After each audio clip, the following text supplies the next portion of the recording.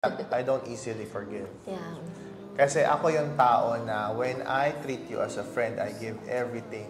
Hindi nga lang friend talagang you give everything to us, to person. Everything. Yeah. When I say everything, well, and disclaimer, ako, sa asawa ko na ako.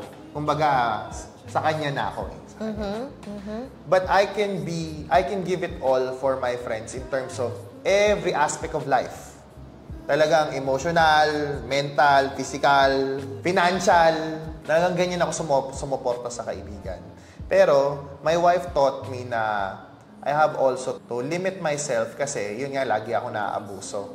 At saka natitake advantage ako most of the time. So, minsan, nagpipigil din ako. Or, natutunan kong pigilan yung sarili ko. Pero, sabi ko nga, when I treat you as a friend, I will do everything in my power para lang tulungan ka. Para lang maging kaibigan mo. Para lang, alam mo yung, I take pride kapag sinabi mong kaibigan mo ako.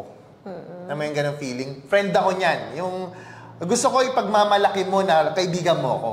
Ganyan. So, ako, siguro medyo competitive akong friend. Gusto ko ako yung best friend. Ako yung pinaka-the best mong friend. Parang ganyan. Kapag ikaw nagkaroon sa akin ng atraso, when I mean atraso, ako minsan ang pera hindi ko na iniisip na atraso. Atraso na lang when you intentionally did something bad against me. Ang hirap para isipin ko na magpatawad. Kasi on the first place, after I gave everything, ganun pagagawin mo. Yan ang disadvantage pag you're giving everything. At the end of the day, we're just people. Yeah. Patatawarin mo naman, diba? Mas But matagal it ka will lang. never be the same.